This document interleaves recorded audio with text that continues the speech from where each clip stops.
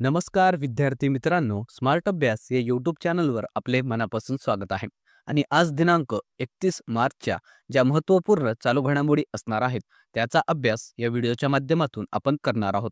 तत्पूर्वी आपण जर चॅनलवर नवीन असाल तर चॅनलला सबस्क्राईब करून घ्या. व्हिडिओ जर आवडला तर व्हिडिओला लाईक करा. तसेच हा व्हिडिओ आपल्या विद्यार्थी मित्रांना नक्की शेअर करा, जेणेकरून याचा फायदा आपल्या मित्रांना सुद्धा होईल. चला मग सुरुवात करूया आजच्या महत्त्वपूर्ण चालू घडामोडींना.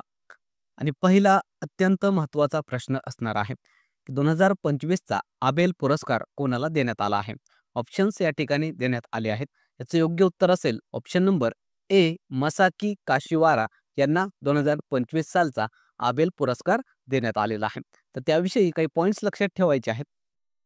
हे जे काही आबेल पुरस्कार आहेत ते गणित क्षेत्रामध्ये जे उल्लेखनीय कार्य करणारे व्यक्ती असतात किंवा गणित तज्ज्ञ असतात त्यांना हा पुरस्कार दरवर्षी दिला जात असतो. आणि या पुरस्काराला गणिताचा नोबेल म्हणून सुद्धा ओळखलं जातं, कारण गणित क्षेत्रामधील हा सर्वोच्च असा सन्मान आहे.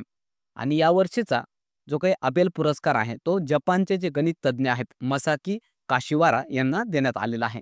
हे आपल्याला नाव यांचं लक्षात ठेवायचं आहे. आणि हा आबेल पुरस्कार जो नॉर्वे देश आहे त्या देशाकडून दिला जातो. याची स्थापना 2002 साली झालेली आहे.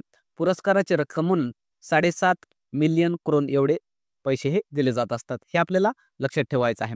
आणि एकमेव भारतीय विजेते आहेत या आबेल पुरस्काराचे S.R. श्रीनिवास वर्धन, ज्यांना 2007 साली हा पुरस्कार देऊन सन्मानित करण्यात आलेला आहे. तर हे आपल्यासाठी महत्त्वाचा पॉईंट आहे, ते आपण स्टार करून ठेवायचं आहे.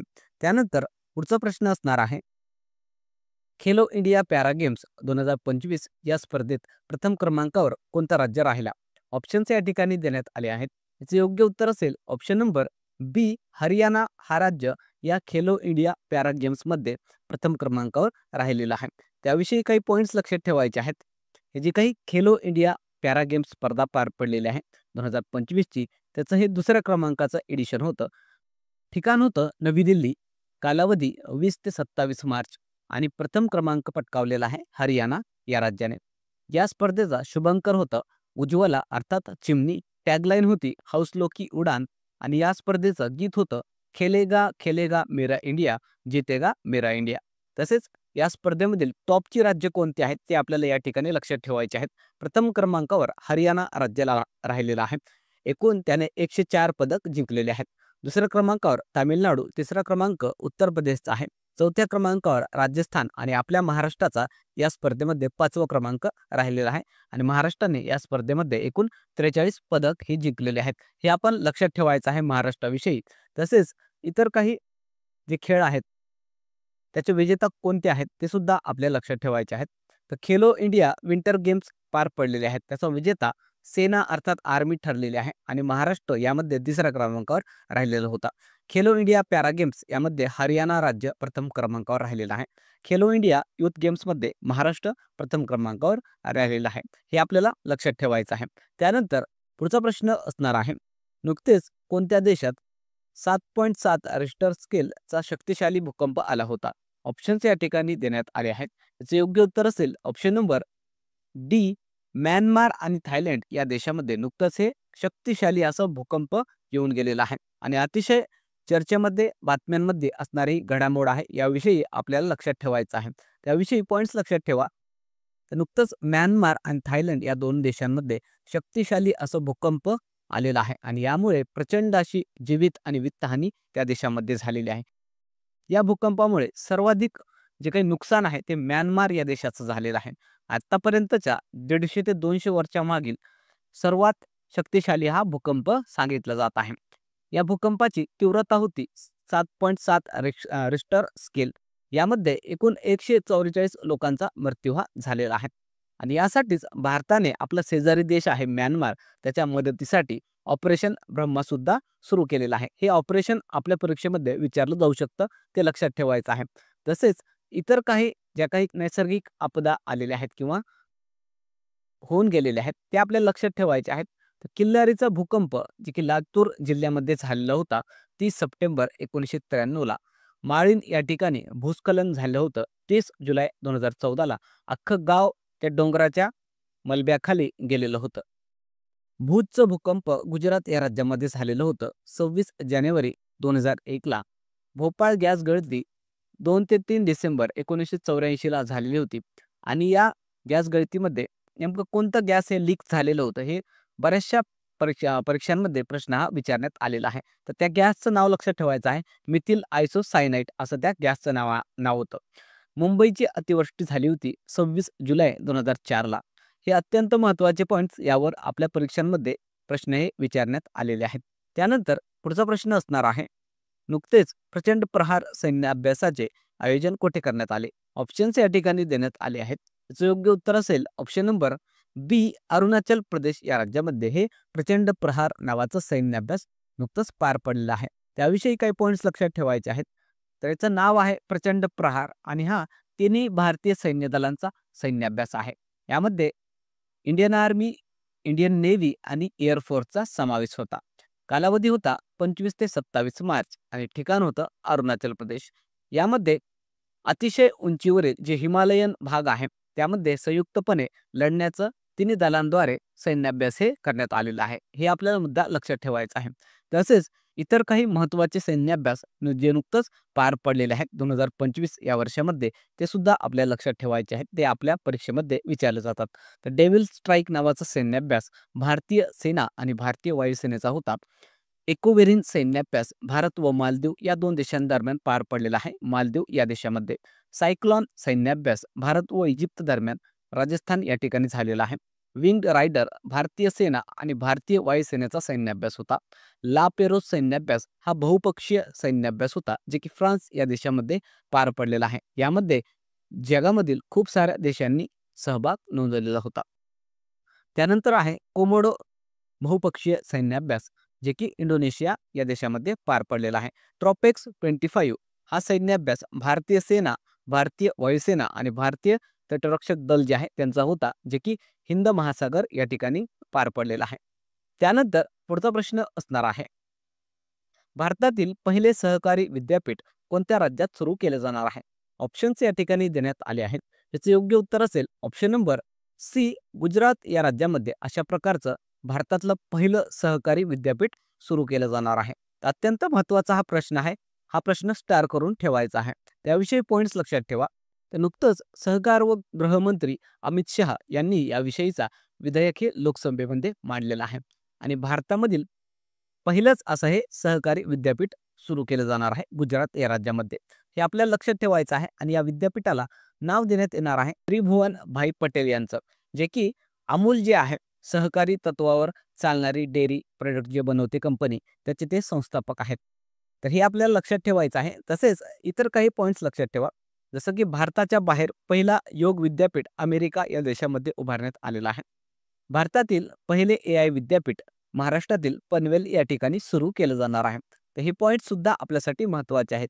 त्यानंतर पुढचा प्रश्न असेल, नुकतेच कोणत्या राज्यात नागरी सेवांसाठी सारथी AI चॅटबॉट सुरू करण्यात आले? ऑप्शन्स या ठिकाणी देण्यात आले आहेत. याचे योग्य उत्तर असेल ऑप्शन नंबर ए, हरियाणा या राज्यामध्ये हे सारथी नावाचं AI चॅटबॉट सुरू करण्यात आलेलं आहे. त्याविषयी काही पॉइंट्स लक्षात ठेवा. तर हरियाणा राज्यामध्ये डिजिटल गव्हर्नन्सला प्रोत्साहन देता यावे म्हणून अशा प्रकारचं सारथी नावाचं AI चॅटबॉट त्या राज्य सरकारनं सुरू केलेलं आहे. याद्वारे राज्यामधील ज्या महत्त्वाच्या योजना, ज्या काही उपक्रम असणार आहेत त्याची माहिती एकाच ठिकाणी या AI चॅटबॉटद्वारे घेता येणार आहे. म्हणजे काय, तर जे काही नागरिक असणार आहेत या राज्यामधील त्यांना वेगवेगळ्या योजनांविषयी, उपक्रमांविषयी जर माहिती हवी असेल तर त्याविषयी वेगवेगळ्या वेबसाईटवर आता जाण्याची गरज पडणार नाही. या चॅटबॉटद्वारे सर्व काही माहिती एकाच ठिकाणी त्यांना उपलब्ध होणार आहे. तर हे आपण याविषयी लक्षात ठेवायचं आहे.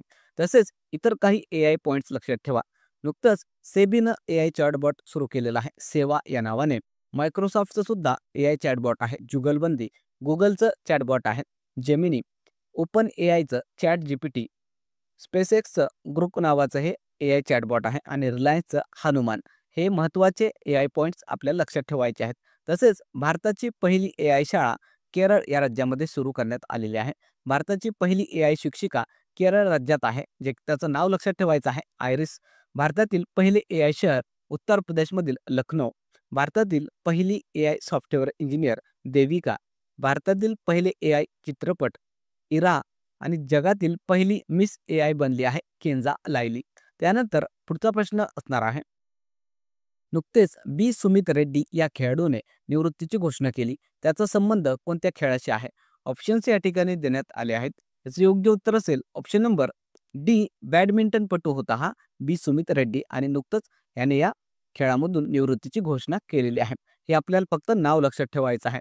त्यासोबतच जे इतर खेळाडू निवृत्त झालेले आहेत ते सुद्धा आपल्याला लक्षात ठेवायचे आहेत. अचंता शरद कमल जो की टेबल टेनिस खेळाडू होता याने सुद्धा निवृत्ती घेतलेली आहे. स्टीव्ह स्मिथ जो की ऑस्ट्रेलियाचा क्रिकेटपटू आहे त्याने वन डे इंटरनॅशनलमधून निवृत्तीची घोषणा केलेली आहे. तमीम इक्बाल जो की बांगलादेशचा क्रिकेटपटू आहे. मनोज कुमार जो बॉक्सर आहे आणि पी.आर. श्रीजेश जे की भारतीय हॉकीपटू आहेत यांनी सर्वांनी वेगवेगळ्या खेळांमधून निवृत्तीची घोषणा केलेली आहे. हे आपल्याला नावं लक्षात ठेवायचे आहेत. त्यानंतरचा प्रश्न असेल सार्वभौमिक स्वीकृती दिवस कधी साजरा करण्यात आला? ऑप्शन्स या ठिकाणी देण्यात आले आहेत. याचे योग्य उत्तर असेल ऑप्शन नंबर ए, 28 मार्चला हे सार्वभौमिक स्वीकृती दिवस अर्थात युनिव्हर्सल ॲक्सेप्टन्स डे म्हणून साजरा करण्यात आलेला आहे. त्याविषयी काही पॉईंट्स लक्षात ठेवायचे आहे. तर हे जे काही युनिव्हर्सल ॲक्सेप्टन्स डे आहे ते 2023 पासून दरवर्षी 28 मार्चला साजरा केला जातो. याचा उद्देश काय आहे? तर बहुभाषी व समावेशी इंटरनेटला प्रोत्साहन देणे हे आपल्याला उद्देश लक्षात ठेवायचा आहे. त्यासोबतच मार्चमधील ज्या काही महत्त्वाच्या इतर दिनविशेष आहेत ते सुद्धा आपल्याला लक्षात ठेवायचे आहेत. तर 1 मार्चला शून्य भेदभाव दिवस असतो. तसेच विश्व नागरिक सुरक्षा दिवस म्हणून साजरा केला जातो. 3 मार्चला विश्व वन्यजीव दिवस, 4 मार्च राष्ट्रीय सुरक्षा दिवस, 7 मार्चला राष्ट्रीय जन औषधी दिवस, 8 मार्च आंतरराष्ट्रीय महिला दिवस, 12 मार्च धूम्रपान निषेध दिवस, 15 मार्च विश्व ग्राहक हक्क दिवस, 16 मार्च राष्ट्रीय लसीकरण दिवस, 20 मार्चला विश्व चिमणी दिवस, 23 मार्च विश्व हवामान दिवस आणि 27 मार्चला विश्व रंगमंच दिवस म्हणून साजरा केला जात असतो. त्यानंतर कालच्या ज्या काही महत्त्वाच्या घडामोडी होत्या त्या आपल्याला या ठिकाणी रिव्हिजन करायचं आहे. तर पहिला प्रश्न आपण काल घेतला होता, भारतातील पहिली नाईट सफारी कुठे सुरू केली जाणार आहे? आणि याचं उत्तर होतं ऑप्शन नंबर ए, उत्तर प्रदेशमधील लखनौ या ठिकाणी भारतातील पहिली नाईट सफारी सुरू केली जाणार आहे. त्यानंतरचा प्रश्न होता, प्रधानमंत्री नरेंद्र मोदी कोणत्या राज्यात नवीन पंबन ब्रिजचे उद्घाटन करणार आहेत? आणि याचं उत्तर होतं ऑप्शन नंबर बी, तामिळनाडू या राज्यामध्ये.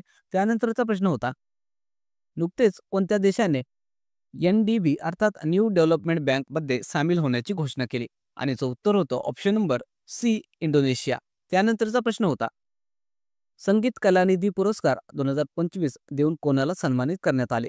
आणि याचं उत्तर होतं ऑप्शन नंबर बी, R.K. रामकुमार यांना 2025 सालचा संगीत कलानिधी पुरस्कार देण्यात आलेला आहे. याविषयी कालच्या व्हिडिओमध्ये डिटेलमध्ये अभ्यास आपण केलेलाच आहे. त्यानंतरचा प्रश्न होता, भारताची पहिली स्वदेशी MRI मशीन कुठे लावली जाणार आहे? आणि याचं उत्तर होतं ऑप्शन नंबर ए, दिल्ली एम्समध्ये ही MRI मशीन लावली जाणार आहे. आणि अशा प्रकारची भारताची पहिलीच स्वदेशी मशीन असणार आहे. याविषयी सुद्धा आपण काल डिटेलमध्ये चर्चा केलेलीच आहे. त्यानंतरचा प्रश्न आपण बघितला होता, भारतात शहीद दिवस कधी साजरा करण्यात येतो? आणि याचं उत्तर होतं ऑप्शन नंबर ए, 23 मार्चला भारतामध्ये शहीद दिवस साजरा करण्यात येतो. त्यानंतर पुढचा प्रश्न आपण घेतला होता, विश्व रंगमंच दिवस कधी साजरा करण्यात आला? आणि याचं उत्तर होतं ऑप्शन नंबर डी, 27 मार्चला विश्व रंगमंच दिवस अर्थात वर्ल्ड थिएटर डे साजरा करण्यात आलेला आहे. त्यानंतर काल आपण होमवर्क क्वेश्चन घेतला होता. तर होमवर्क क्वेश्चन असा होता की अमेरिकेने कोणत्या पक्षाला देशाचा राष्ट्रीय पक्षी म्हणून घोषित केले? याचं उत्तर हे बऱ्याचशा विद्यार्थ्यांनी कॉमेंट बॉक्समध्ये अतिशय सुंदरपणे दिलेलं आहे. त्यांचं खरंच मनापासून अभिनंदन. यावरून दिसून येत आहे की विद्यार्थी किती चांगल्या प्रकारे डिटेलमध्ये चालू घडामोडींचा अभ्यासही करत आहेत. ज्या विद्यार्थ्यांना याचं उत्तर माहिती नाही त्यांच्यासाठी उत्तर आपण सांगणार आहोत. याचं उत्तर असेल ऑप्शन नंबर बी, बॉल्ड ईगल असं त्या पक्षाचं नाव आहे, जे की नुकतंच अमेरिका या देशाचा आता राष्ट्रीय पक्षी म्हणून घोषित करण्यात आलेला आहे.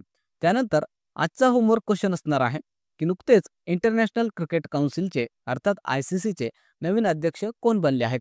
ऑप्शन्स या ठिकाणी देण्यात आले आहेत.